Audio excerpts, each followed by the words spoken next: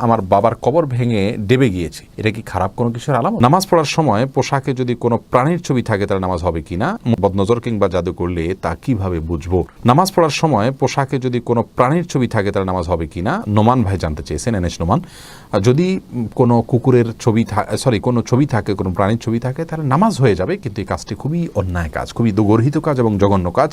কারণ হলো সালাত পড়বেন আল্লাহর রহমত আসার জন্য, আর কোনো প্রাণীর ছবি থাকলে সেখানে আল্লাহর রহমত আসে না। তাইলে আপনার এই সালাদটাতে কীভাবে আপনি আল্লাহর অনুগ্রহ লাভ করবেন? এই জন্য কোনো প্রাণীর ছবি আসে এরকম জামা কাপড়ে সালাত আদায় করা উচিত নয়। কিন্তু যদি বিকল্প কিছু না থাকে, ওই জামাকে উল্টিয়ে পারলে পড়বে, আর সেটাও যদি কোনোভাবে করা না যায়, দোনো পাশে যদি ছবি থাকে, তাহলে সেক্ষেত্রে সালাত ত্যাগ করবে না, ওই অবস্থায় পড়ে নেবে।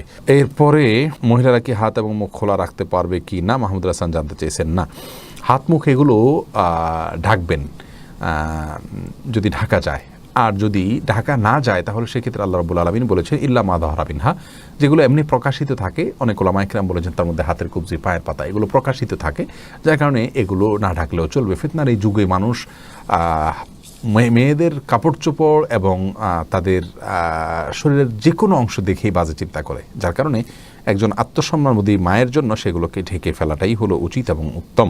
শফিকুল ইসলাম জানতে চেয়েছেন, কোনো মহিলা যদি নামাজরত অবস্থায় থাকে আর ঘরের বাহিরে থেকে কেউ অতিরিক্ত ডাকাডাকি করে, তাহলে কি করা উচিত?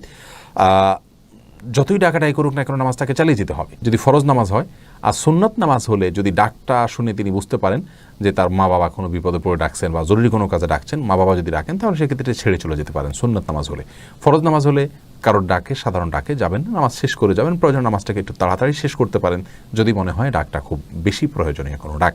আর যদি কোনো ব্যক্তির মৃত্যুর মুখে পতিত হয়েছেন, এরকম কিছু আঁচ করতে পারেন তিনি, তাহলে সেক্ষেত্রে ফরজ হলেও নামাজ ছেড়ে দিয়ে তার জীবনকে রক্ষা করার জন্য তিনি অগ্রসর হয়ে যাবেন, এটা তার কর্তব্যের অংশ।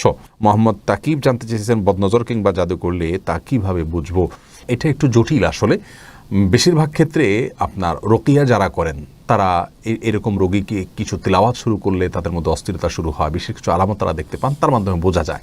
এছাড়া অনেকগুলো পদ্ধতি আছে বোঝার জন্য, যেগুলো আসলে সঠিক নয়। সেগুলোতে কুফরি কালামের আশ্রয় নেওয়া হয়, জিনদের আশ্রয় নেওয়া হয়, অনেকভাবে করা হয়, যেগুলো সঠিক নয়। রাখি আক্তার জানতে চেয়েছেন, আমার বাবার কবর ভেঙে ডেবে গিয়েছে, এটা কি খারাপ কোনো কিছুর আলামত? না, খারাপ কোনো কিছুর আলামত নয়। এটা মাটির কোনো সমস্যার কারণে হতে পারে। কোরআন হাদিস থেকে এটাকে খারাপ কোনো আলামত বলে বলা হয়েছে বলে আমাদের জানা নেই।